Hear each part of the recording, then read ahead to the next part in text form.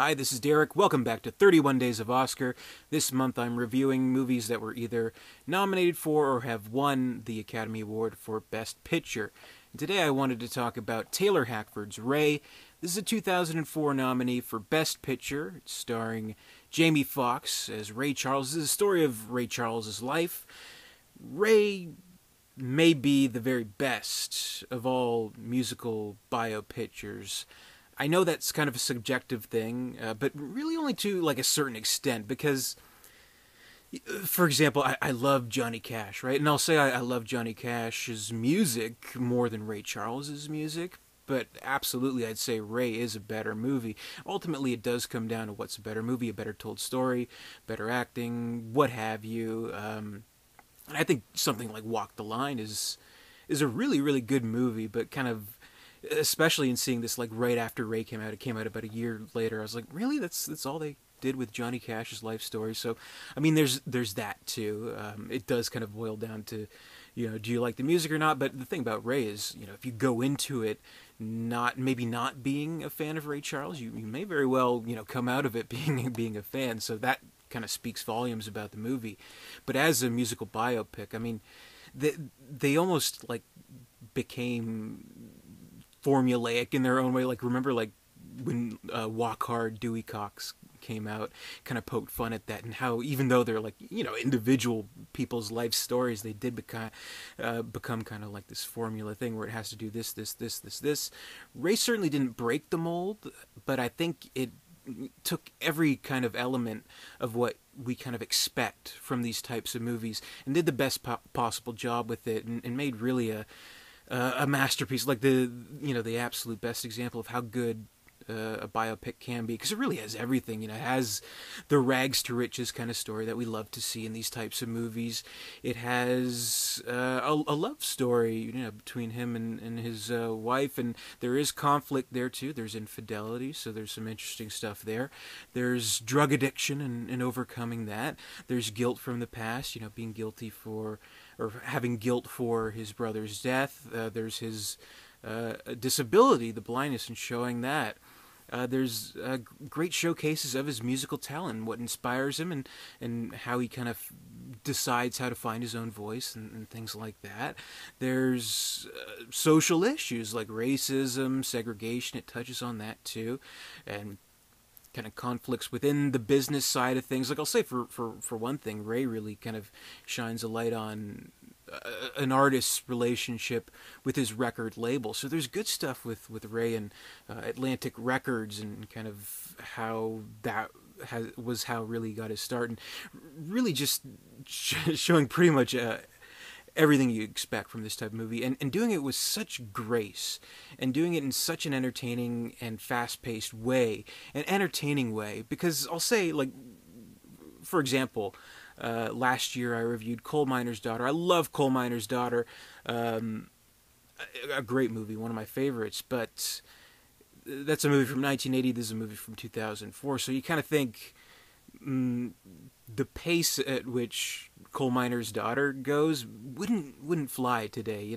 Like, it is a slower paced beginning of a movie, but the way Ray kind of gets around it does kind of go back and forth in time a little bit, so it shows kind of his past a little bit, but then moves forward, back and forth, maybe for like the first 45 minutes until it finally reaches like a linear timeline. Before that, it's kind of going back and forth a little bit, so we get pieces of the story part by part, but there's still like a really modern pace to it. So I thought it was kind of brilliantly structured, brilliantly edited, and you kind of think, like, I was watching it last night, and I kind of thought while watching the movie, I'm like, this is a 2004 movie. I wonder if this is kind of a weird comparison, but maybe it holds water.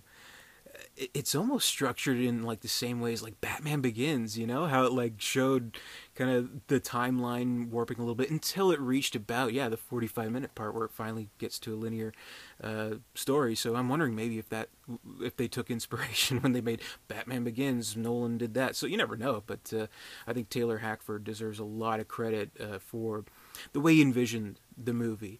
But ultimately, I'll say the star and the drive and the reason why you're going to see this movie is Jamie fucking Foxx. He is brilliant. Totally inhabits the life and soul of Ray Charles. You're not just seeing, a cheap imitation. You are seeing a full embodiment of this musical legend. This is a brilliant performance.